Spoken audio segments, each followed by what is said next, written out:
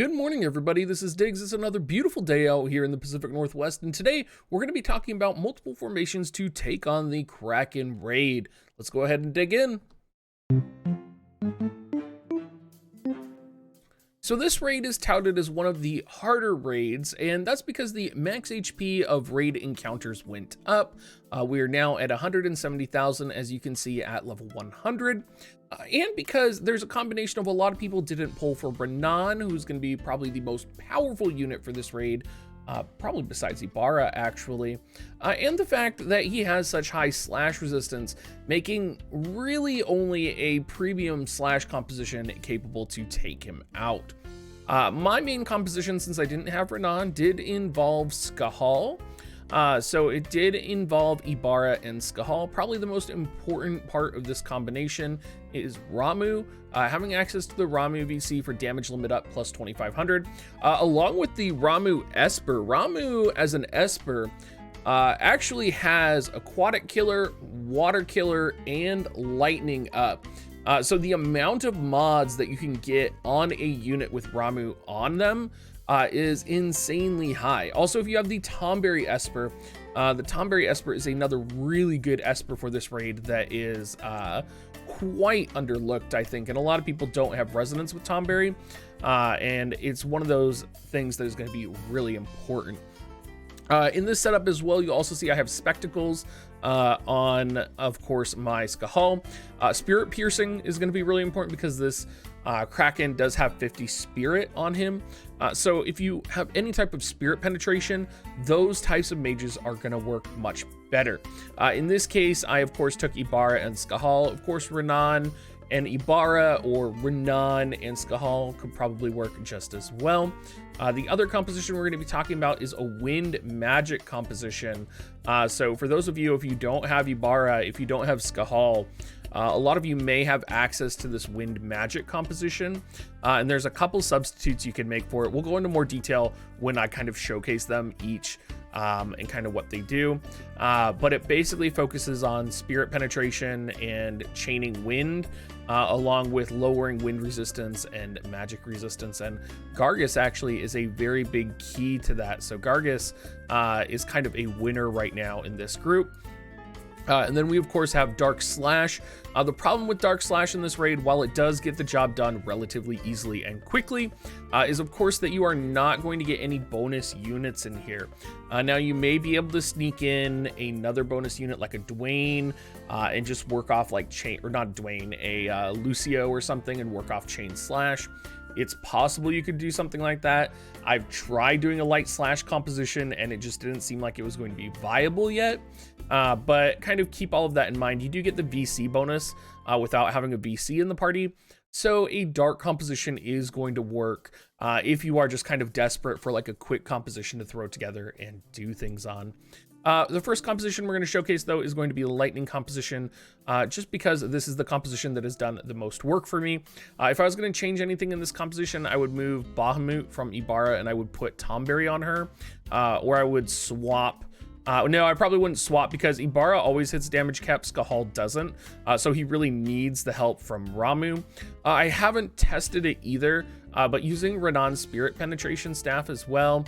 Granted, you can't stack it with Spectacles, but maybe I could put like another magic-based item right here paired with, like, maybe I could put the cloak over here paired with Renan's staff, and it might deal more damage. I think it's going to be pretty negligible since Prunus Lamina is pretty powerful.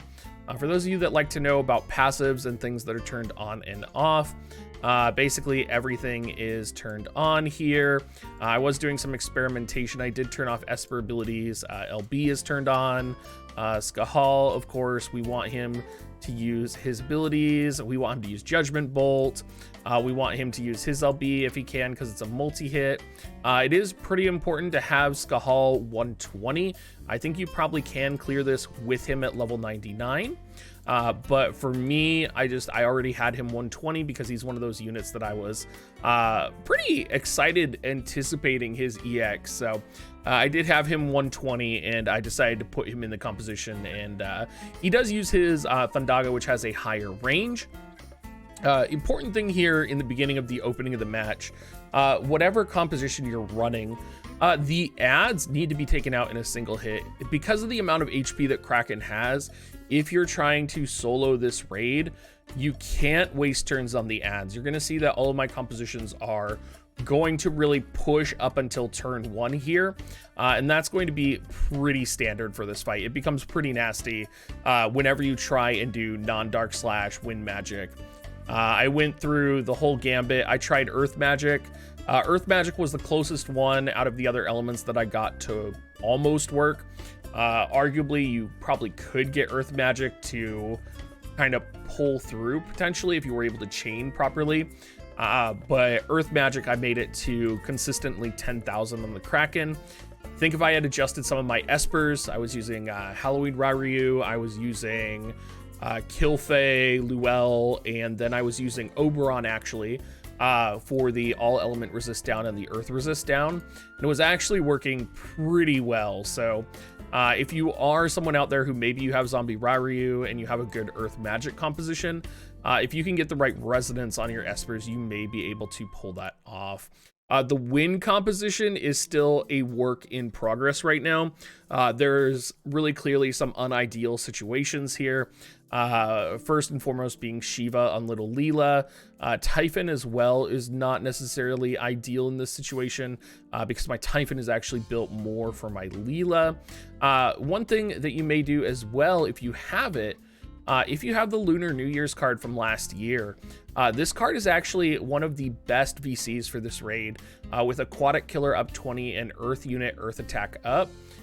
If you are running an Earth composition, this is going to be amazing.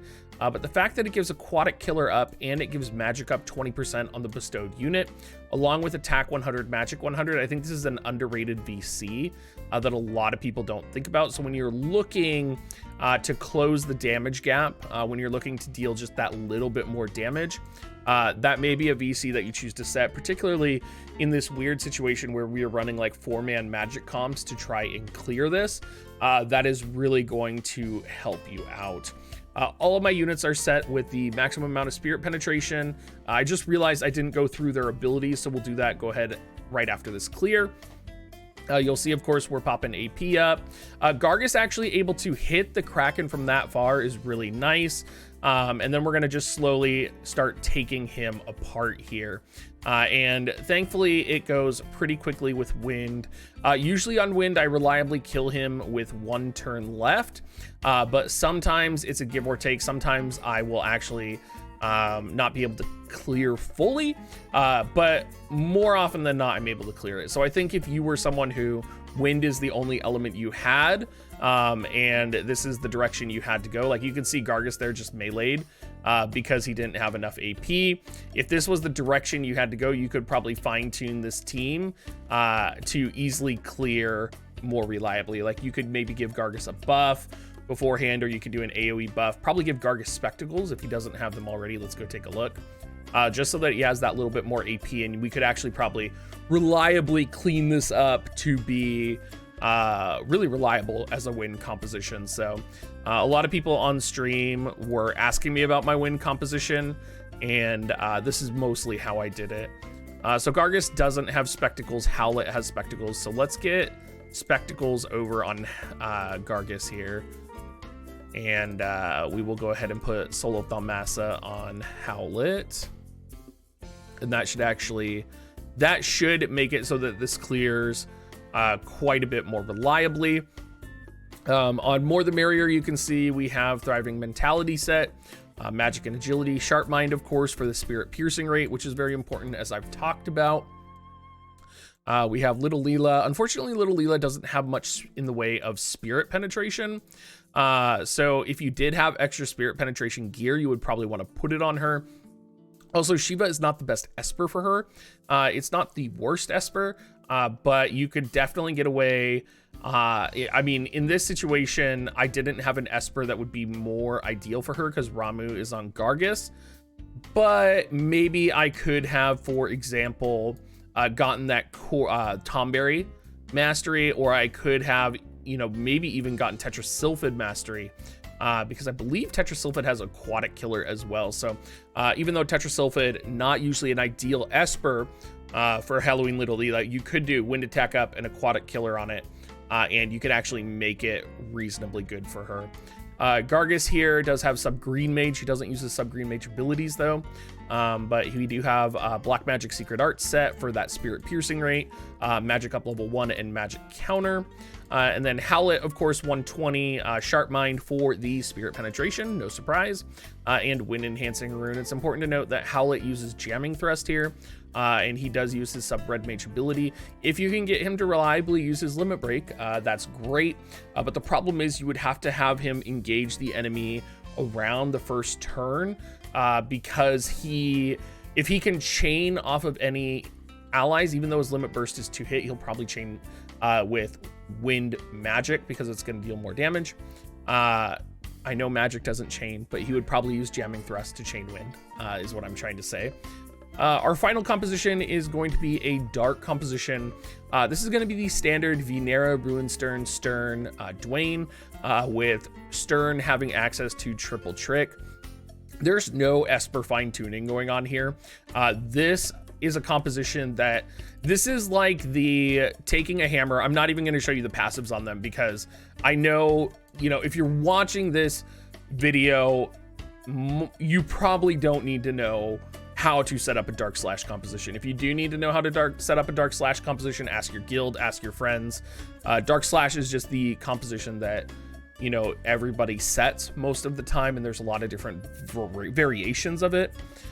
So I haven't even optimized the ad kills in this. I literally just threw all of my dark units together and it cleared on the first time. I think this is actually only the second time that I'm running my dark formation right now, just because I was so confident that my dark formation was going to be able to clear in this video. I was just like, yeah.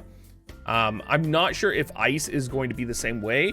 I imagine you would have to have Gilgamesh use Kotetsu in order to lower slash resistance. In this situation, Stern is lowering slash resistance. And even then, you can see it's getting really close here, down to 1 turn. But again, that's also not optimized all the way. There's definitely things I could do better, such as setting better Espers. I don't even know if Two-Headed Dragon is set in this composition, or if I have a VC set with damage limit up. It looked like I saw 11,999s. So even having a damage limit up VC would have been a smart idea for me. But that's pretty much mostly how I've been approaching this raid. A couple other things to consider, which I haven't tested because I don't have access to them, would be Salir. Salir at 99 or 120.